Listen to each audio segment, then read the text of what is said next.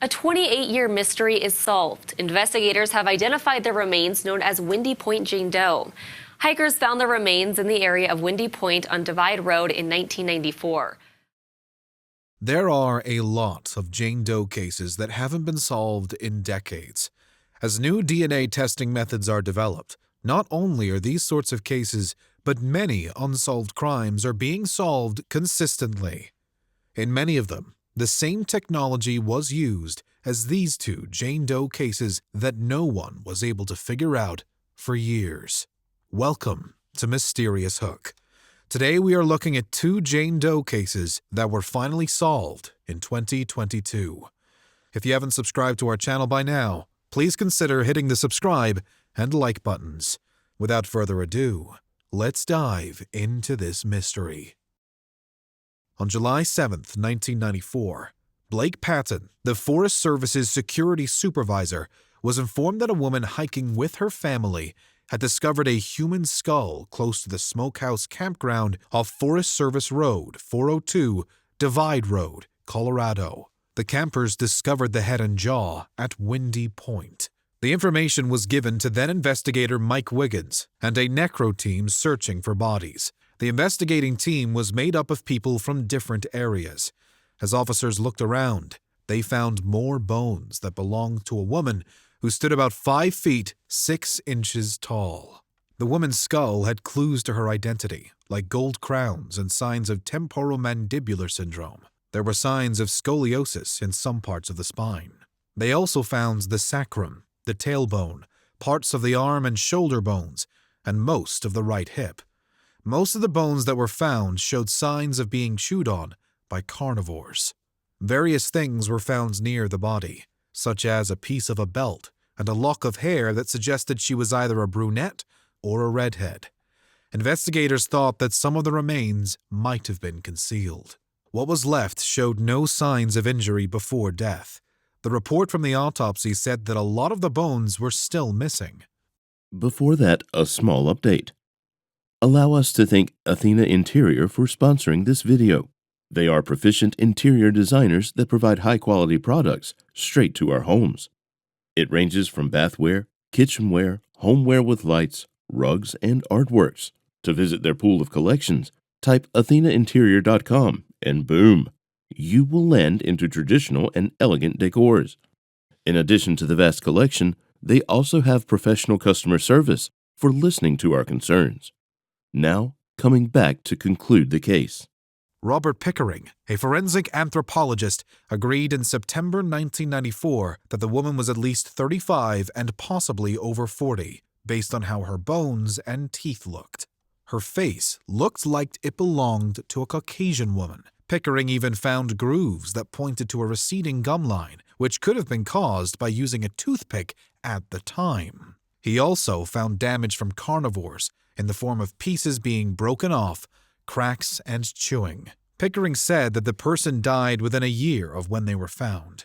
He told them, "From what I understand, these bones were found on the ground, so it would have started to break down and be eaten by carnivores almost right away." The ID was the most important thing he couldn't figure out. William Rodriguez, who worked as a forensic anthropologist for the Armed Forces Institute of Pathology in 1995, couldn't figure it out either. At the time, Canfield was the forensic pathologist at Montrose Memorial Hospital. He asked for a reconstruction of the face. William Rodriguez did the reconstruction and sent it back to Montrose with the bones and what little information he could get from them. He said that they didn't find any clues that would help with the investigation. They hoped facial reconstruction would help find the person who did this. But in reality, it did not do much. The investigators did their best, but they didn't find anything in the end. The detectives didn't give up hope as they kept working on the case and looking for new clues. But over time, no one could do anything about the case, and it became known as the Windy Point Jane Doe case. Investigators were still doing their best, but just like in the beginning, when they added the victim's DNA to the combined DNA index system, they found nothing. Over the years, DNA science and technology kept getting better and better. Canfield sent bone, dry tissue, and hair fragments to the CBI to see if they could be used to make a DNA profile.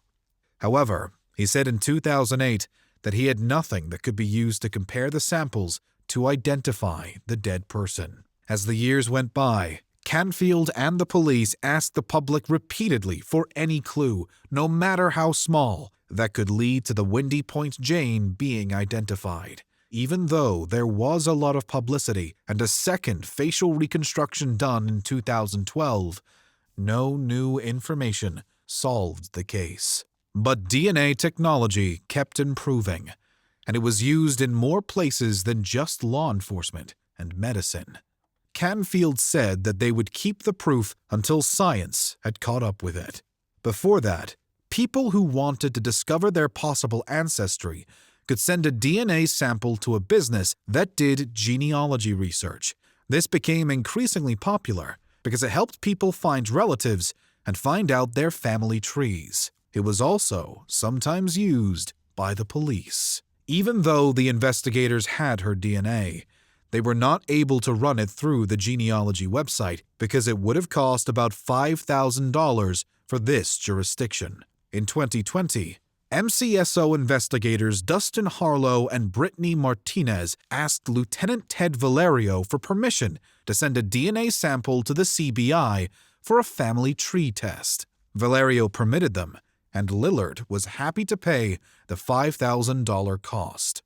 In 2021, Lillard said that the CBI had chosen Windy Point as one of about 100 cold cases where forensic genetic genealogy would be used. They thought it might be a good idea. Then, on April 19th, the CBI called them. Lillard said that they asked me if I was sitting down because they had some excellent news.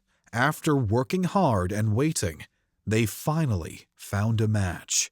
He said that submissions to one of the commercial databases for which the CBI made the sample came from the sister and brother of the Hops family. With the DNA and dental records, forensic scientist Denise Wenzel from the CBI confirmed that the remains were those of Susan Hops. The Windy Point Jane Doe was finally identified as Susan Hops. When the investigators met Susan's family, they learned who Susan Hops was. Susan was a licensed practical nurse and had lived in California since she was 11 years old. In the summer of 1991, when she was 41, she moved to Lakewood, Washington, with a woman who was said to be a possible roommate. In 1992, when she was 44, she was happy to buy a trailer. It was the first time she had lived on her own. At some point, they would be joined by a male friend. Even though she was far away from where she came from, she stayed in touch with her family. Because Susan's trailer was so important to her, it was strange that she would just abandon it. When the mobile home park owner came to her trailer to collect the rent, the door was wide open, and trash was all over the place. The drawers were opened. Susan and her two roommates seemed to have left the trailer. Susan's family was from California, but she had an aunt and uncle in Washington who were worried about her. They always talked to Susan and said she lived a pretty calm life. They said she wasn't at high risk for something like this. They were confused about what actually happened to her. They said they started knocking on doors and asking people if they'd seen her. It was said that whatever they found out was strange, including details which had been kept from the public. Susan's family also put an ad in a newspaper saying that her father was very sick and that Susan should call them wherever she was. Sadly, no call ever came. Susan was 44 years old when she was last seen in Lakewood, Washington on August 9th, 1993. It said that she and two other people left quickly for some reason. There was a chance that the identity of those two individuals was known, but it wasn't released. It looked like Susan had vanished into thin air. In 2003, her family hired a private investigator, but she could not be found.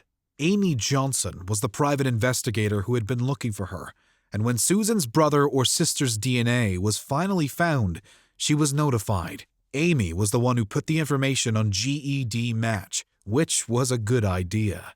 Amy Johnson thought at first that the call from the Colorado number was spam, but when she heard the message, it was precisely what she had been looking for. After waiting for Susan for over 20 years, the message told her that the Windy Point's Jane Doe in Montrose County was really Susan. Susan had always been important to her. Amy never got paid for working on this case. Amy told the press that her goal had always been to help Susan get what was right. The best thing that could have happened was for her to be found. She said, "I've never forgotten about her, even 20 years later. Her picture hangs in a place where I see her. I've always wondered, where are you?" Since 2003, she had been looking into possible leads. Amy said that all of it was for Susan. She was a really wonderful person. She fell in with the wrong crowd. No one wanted a member of their family to be found on a hillside. This woman was kind and didn't deserve what happened to her. After years of hard work and dedication, Susan was found after 28 years, but the main point remains that her case is still being looked into, as the cause of death is believed to be murder, and the killer is yet to be found. On Saturday, December 10th, 1988, the body of a young woman was found on Bayside Drive in Atlantic Highlands, New Jersey. It was on the bike path, and the people who cleaned it were the first to find it. They didn't waste much time and called the police right away. When the police arrived, they started looking around the whole area. When they talked to some people in the area, the police discovered that there was a cleanup event on Saturday along Bayside Drive. After the investigation was over, the police found a skeleton and some pieces of clothes and shoes, but they didn't know who the bones belonged to.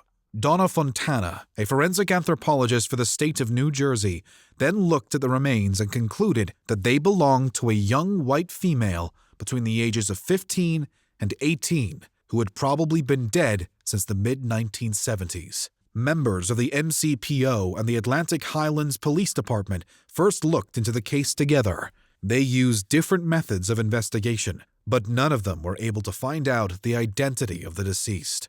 In the 1990s, a DNA profile was made from the bones and used to make comparisons, which also didn't work at first. In their investigation of this case, the police always came up with nothing, but they didn't give up looking. They were always talking to people in Atlantic Highlands, but they still couldn't get a break in this case. Eventually, the case turned cold, with no new leads. Then, in 2020, Lieutenant Andrea Tozzi and Detective Wayne Rayner of the MCPO contacted Bode Technology, a Virginia-based DNA analysis company, to look into the case using much more advanced technology than had been available before. The person who had been known only as Jane Doe for a long time was finally found to have a distant relative who lived in Georgia and was a woman.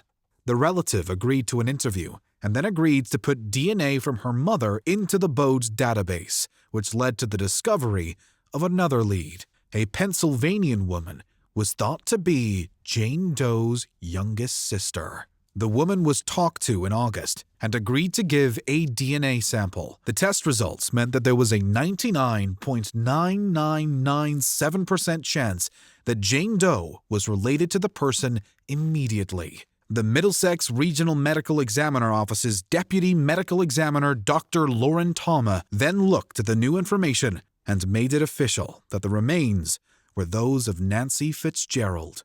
The investigation had been looking for this for decades. After that, Nancy Fitzgerald's relatives who were still alive were told, and her body was sent to them to be buried. Finally, the detectives could get in touch with them and talk to them. They learned more about Nancy Fitzgerald after that. Nancy Carol Fitzgerald was born in New Jersey and grew up in Essex County. Her mother and father had her in 1956. In 1968, her father died. Kathleen was the name of her sister. She moved from Crown Street to Moore Avenue in Bloomfield, New Jersey, with her mother and siblings. She went to Berkeley Elementary School and North Junior High School in Bloomfield. She was kicked out of school because of drug use at a young age. A person used to sell drugs to her and other girls in exchange for prostitution. In 1971, she overdosed and was rushed to a hospital by police. After being treated, when she was taken home, police found barbiturates in her bedroom that she was supposed to sell. On the 2nd of April, 1972, Nancy had Easter dinner with her family at their home in Bloomfield. This was the last time they had seen Nancy, because the next day, on the 3rd of April, she went missing. She was 16 years old at the time. On the night of the 3rd of April, her mother and sister called the police. The police began to look into it. When Nancy went missing, she was wearing knee-high socks, a lace-covered bra, and platform sandals with ankle straps made of leather. She regularly went to the dentist because she had a gap in her upper central incisors. After she had been gone for a year, her mother got a phone call from a strange girl. The girl had begged and screamed for help, saying, "Mom, I made a big mistake. Come get me, help." Nancy's mother had thought she was Kathleen, as they had lost hope of finding Nancy by this time. But when Kathleen came home that night safely, her mother realized who it could have been. They contacted the police again, but just as in the past, the police couldn't find anything. Nancy's sister Kathleen traveled the country to search for Nancy over the years, but she also failed to find her sister. Finally, decades later, they got to know what happened to her in 2020 with the results of DNA testing. Raymond Santiago, the prosecutor from Monmouth County, said in a statement, "Today's announcement results from decades of hard work by a network of people whose collective determination and creativity proved to be unstoppable. It's also a sign of our firm commitment to find the truth and serve the interests of justice, no matter how much time has passed or what obstacles might ever get in the way of an investigation." 50 years later, thanks to modern DNA testings and interviews with far-off relatives in Georgia and Pennsylvania, authorities have confirmed that Fitzgerald's remains were located after all these years. The consistent development in forensic science and DNA testing is solving many unsolved cases around the world. We should be thankful to all the people behind this development. These two cases are just another example of it, but many cases are still unsolved after decades, and the families involved are still hoping for answers. Let's hope that they too get justice for their loved ones. What do you think about these two Jane Doe cases that were identified in the year 2022? You are welcome to share your thoughts in the comments. Don't forget to like, share, and subscribe to get more stories like this.